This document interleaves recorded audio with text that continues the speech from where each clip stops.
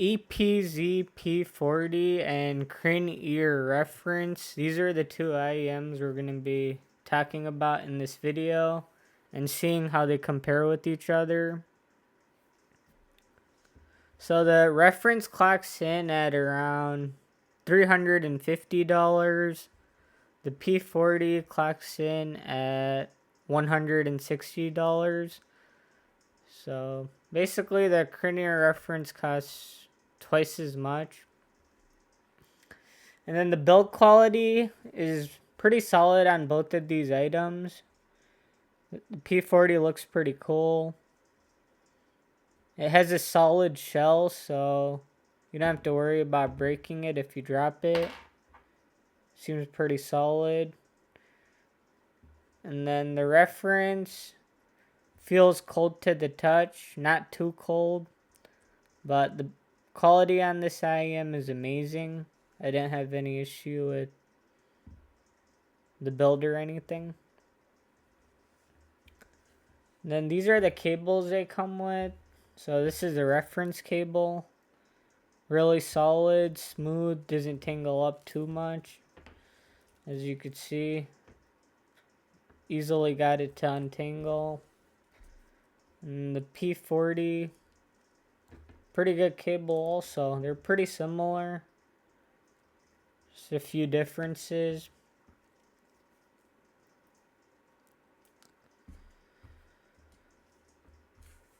So this is DD and BA set. And this one has, I think, one dynamic driver. And it has a PZT, a planar, and some BAs.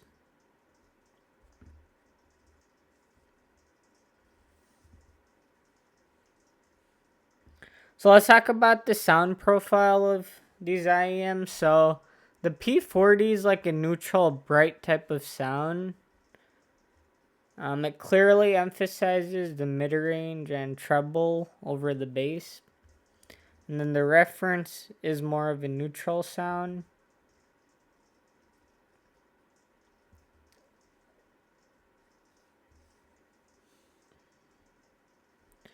So what I found interesting was, we'll talk about the bass, then we'll go into everything else. The Crinear Reference has a lot of bass for a reference tune set. But if you switch out tips, some tips do extend the treble more and cut the bass and stuff like that. So the SpinFit W1s on this set, it kind of opens up the sound and it brings out more of the bass in this IEM. And then with the P40, some tips make this IEM sound smoother. And then other tips, they make it sound harsher. But I still feel like the treble glare was always present in this IEM, regardless of which tip I used. So yeah, in terms of like the quality and the bass, the EPZ P40 to me was lacking a bit of that weight and rumble. The bass to me sounded a little too shallow. But if you don't care about bass and you just want like a brighter sound, this could work out. And we'll talk about that more later. And then the reference to me, it just had more of a rumbly type of bass sound. It was more well controlled. It was more punchy. And I was able to hear more of a definition in the bass notes, whether it was a kick drum, rap music, pop music. To me, the bass sounded more in line with how it should sound.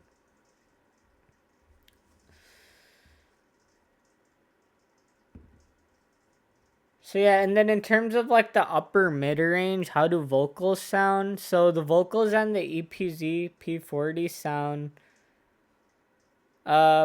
slightly thin compared to the reference. Same with male vocals. Because the Crinear Reference has a little bit of a mid-bass hump or in the lower mids that little bit of a lift.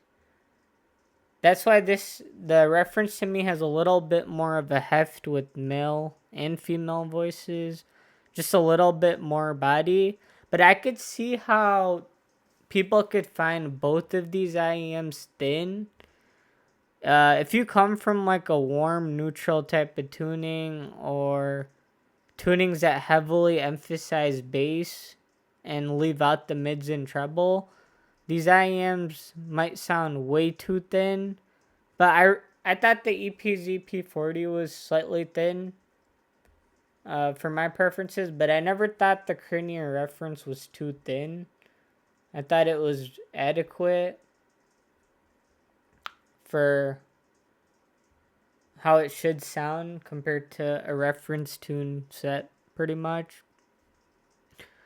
And then again, if you listen to bass guitars, and if you listen to piano notes or any instrument that pretty much lives in the mid range, you're gonna find out pretty quick that on the P40, because of the bass not being rumbly and tactile feeling, the bass guitars are gonna sound a little thin. They're gonna lack a little bit of weight and texture.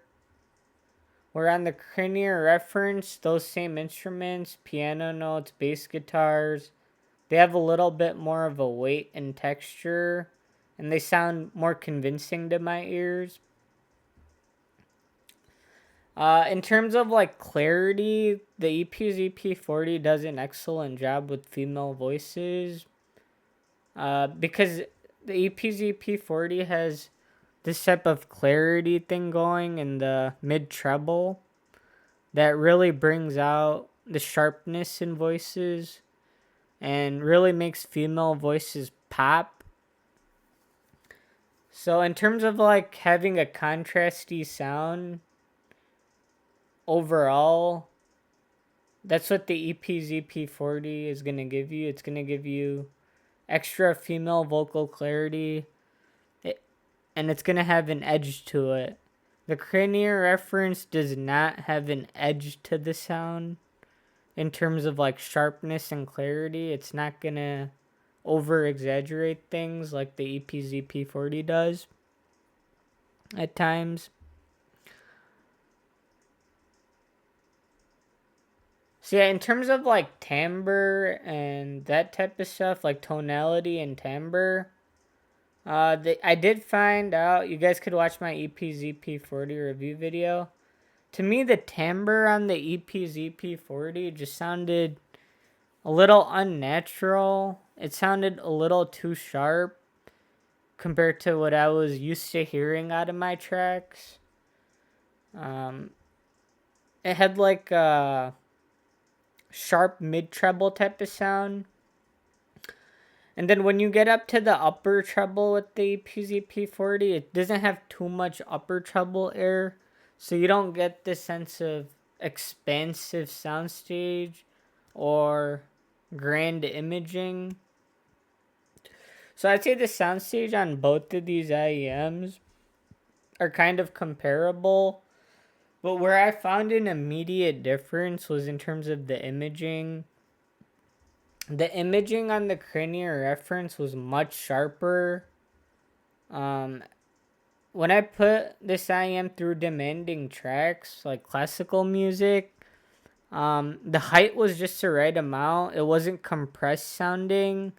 Or on the P40, it could get slightly compressed with more large scale recordings. It just didn't sound too convincing at times, where on the Crinear Reference, the placement of sounds were very accurate. And I could pinpoint things without having to think too much, where on the P40, I had to pay very close attention. And at times, the imaging got blurry on the P40. It just wasn't able to paint that grand picture.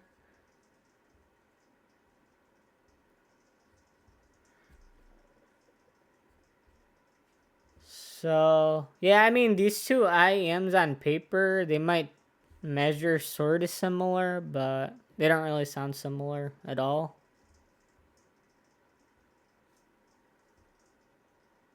So if you want like a bright sounding set that's V-shaped, not really V-shaped because this IM doesn't have too much bass. It's more of like a bright neutral type of sound. This could be good. So to me, the EPZ P40, I actually really wanted to like it a lot. And it's still a set I like a lot for some reason. It just has a unique characteristic in the sound.